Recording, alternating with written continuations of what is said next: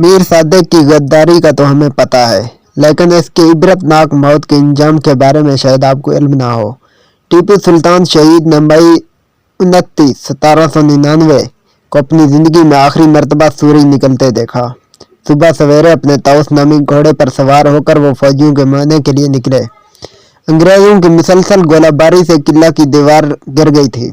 उन्होंने उसकी मरम्मत का हुक्म दिया और फिर वापस महल लाकर वसूल किया।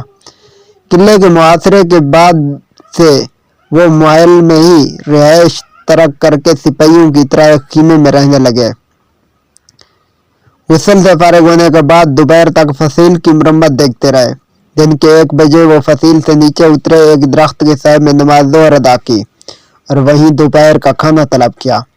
मगर अभी एक नवाला ही लिया था कि शहर की तरफ से रोने और चलाने की आवाज़ें सुनाई दी।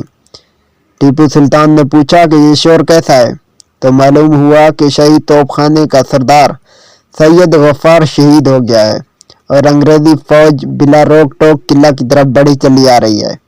वो फौरन दस्तरखान से उठकर खड़े हुए, चंद जान निसारों को साथ लिया और किला के दरीचे डंडी दरवाजा से निकलकर दुश्मन पर हमला करने के लिए बढ़े और उनके बाहर निकलते ही गद्दार मीर सादिक ने अंदर से दरीचे को बंद कर दिया ताकि उन्हें वापस किला में आना पड़े तो वो वापस ना आ सकें।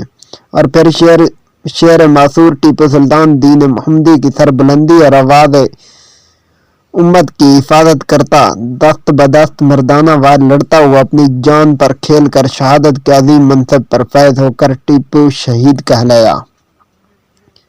मगर इस गद्दारी की सजा मीर सादिक को किस सूरत में भुगतनी पड़ी, ये एक तफसील तारीख दान लिखते हैं, जिनके अल्फाज ये हैं कि मीर सादिक ने गुंजनाम के तीसरे दरवाजे पर आकर दरबानों को कहा कि खबरदार, मेरे जाने के बाद तुम चुपचाप दरवाज़ा बंद कर लेना।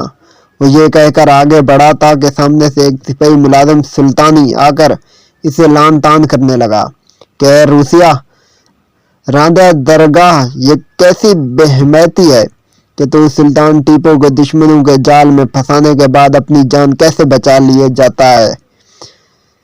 रोसाई के काजल से अपना मुंह तो काला कर ले, ये कहता हुआ कमाल तेज से एक ही वार में इसको आप तेग से शरबत उजला पिला घोड़े की जैन से जमीन पर मार गिराया। इस बदबख्त की लाश 4 दिन तक गलने सड़ने के बाद किले के दरवाजे पर बगैर कफन के दफन कर दी गई। आज भी लोग आते जाते कसदन इसे नंगे आदम, नंगे दीन, नंगे वतन मरदूद की कब्र पर थूकते, पेशाब करते और ढेर के ढेर पुरानी जूतियां डालते हैं।